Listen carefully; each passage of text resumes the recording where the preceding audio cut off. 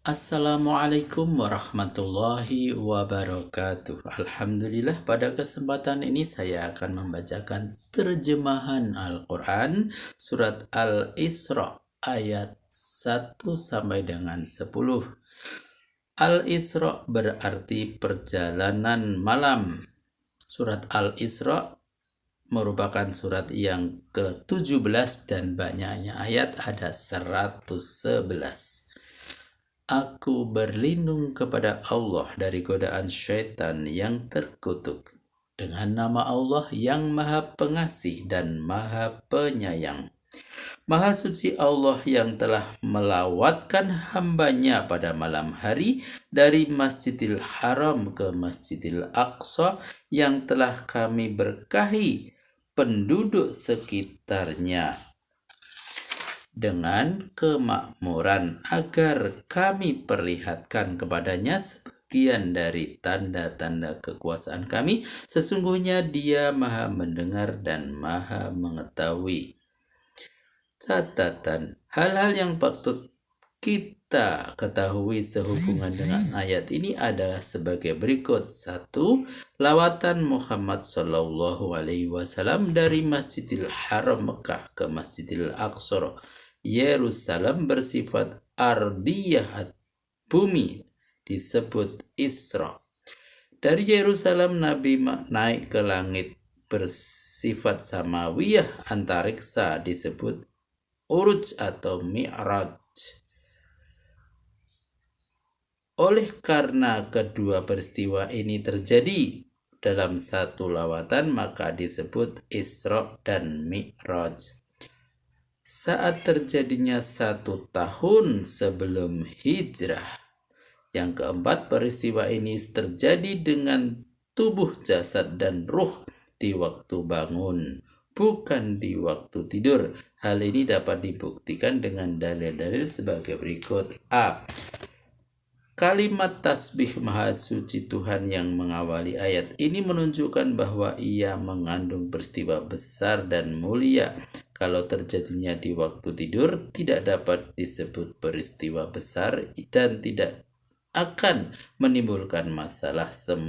Sementara orang-orang Quraisy tidak akan begitu terburu nafsu untuk mendustakannya. Mereka akan menganggapnya hanya mimpi kosong belaka. Yang B. Kalimat hamba pada ayat menunjukkan perpaduan antara jasad dan ruh. Kalau yang dilawatkan Tuhan itu hanya ruhnya Muhammad saja, maka ayat akan berbunyi Maha Suci Tuhan yang telah melewatkan ruh hambanya. Adapun jarak tempuh yang begitu jauh yang dicapai Muhammad SAW dalam jangka waktu yang relatif pendek bukanlah hal yang mustahil, sebab Tuhan telah berfirman dalam Al-Quran bahwa Nabi Sulaiman alaihissalam jauh sebelumnya telah bepergian dengan kecepatan angin dan memindahkan istana Ratu Balkis dari pedalaman Yaman ke Suriah dalam sekejap mata. Apalagi kalau diingat bahwa lawatan Muhammad itu disertai oleh malaikat Jibril yang bersayap 600 sayap, adalah lambang kecepatan alam manusia telah mengenal kecepatan cahaya, yakni 300.000 km per detik. Kalau kecepatan Jibril diukur dengan ilmu dan yang telah dicapai manusia itu saja, maka kecepatan Jibril adalah 300.000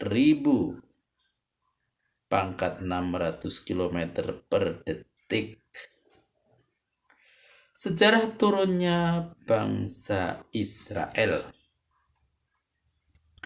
Kami telah memberikan kitab Taurat kepada Musa dan kami jadikan petunjuk bagi bangsa Israel. Tuhan berfirman kepada mereka, janganlah kamu mengambil pelindung selain dari Aku.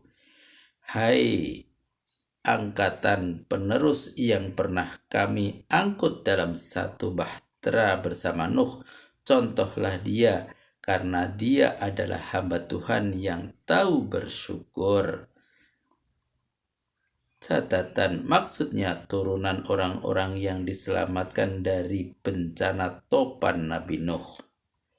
Dan telah kami peringatkan dengan tandas kepada bangsa Israel melalui Taurat, kamu akan berbuat kerusakan di muka bumi ini 2 kali dan akan merajalela sejadi-jadinya. Catatan, 1. Pertama, membunuh Nabi Syu'ya dan mempenjarakan Nabi Arnia.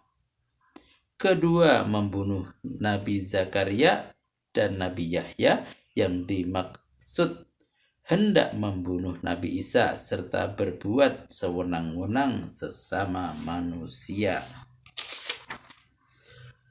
Lalu manakala datang jatuh tempo untuk menghukum kesalahanmu yang pertama, sebagaimana yang diperingatkan, kami kirimkan kepadamu para ahli kami yang mempunyai angkatan perang yang amat kuat untuk menyerbu ke seluruh pelosok negerimu. Itulah peringatan yang berlaku. Catatan, Nebukadnezar Raja Babilonia dengan tentaranya menyerbu negeri Israel, meruntuhkan Baitul Maqdis, membunuh para ulama Yahudi, serta menawan dan mengangkat orang-orang Yahudi lainnya ke Babilonia sebagai tawanan perang. Kemudian kami beri giliran kepadamu untuk memukul mereka kembali dengan kami tingkatkan bantuan dana dan daya manusia beranak pinak untukmu. Bahkan kami jadikan kamu bangsa yang mempunyai angkatan bersenjata yang terbesar. Jika kamu berbuat baik, itu berarti kamu berbuat baik untuk dirimu sendiri. Sebaliknya, jika kamu berbuat jahat, maka balasannya kamu pikul pula sendiri. Selanjutnya, bila datang jatuh tempo untuk menghukum kesalahanmu yang kedua, sebagaimana yang diperingatkan, kami kerahkan pula pasukan lain untuk mengganyangmu. Mereka memasuki masjid secara paksa sebagaimana yang pertama kali mereka lakukan sebagai penghinaan untukmu, serta menghancurkan apa saja yang dapat mereka tangani. Catatan, untuk merusak nama baik atau kewibawaan yang mungkin dilakukan kepadamu sehingga dapat merubah keadaan kamu sama sekali. Yang kedua, tahun 70 Masehi, Titus putra mahkota Kaisar Romawi Vespasian menghancurkan Yerusalem dan menobatkan dirinya sebagai wakil kaisar di negeri yang baru dikuasai tadi. Mudah-mudahan Tuhanmu akan mencurahkan rahmat-Nya kepadamu, dan jika kamu kembali berbuat kerusakan, maka kami pun kembali pula menghukum kamu, dan kami jadikan neraka jahanam sebagai penjara untuk orang-orang yang kafir. Gemblengan Al-Quran terhadap jiwa manusia. Sesungguhnya Al-Quran ini memberi petunjuk ke arah jalan yang paling lurus dan membawa berita gembira kepada orang-orang yang beriman dan berbuat kebajikan, bahwa bagi mereka akan diberikan pahala yang besar. Dan bagi orang-orang yang tidak percaya kepada hari kemudian, kami sediakan siksaan yang amat pedih. Maha benar Allah dengan segala firman-Nya. Alhamdulillah, telah kami bacakan terjemahan Al-Quran surat Al-Isra ayat 1 sampai dengan ayat 10. Semoga bermanfaat dan sampai jumpa pada video berikutnya.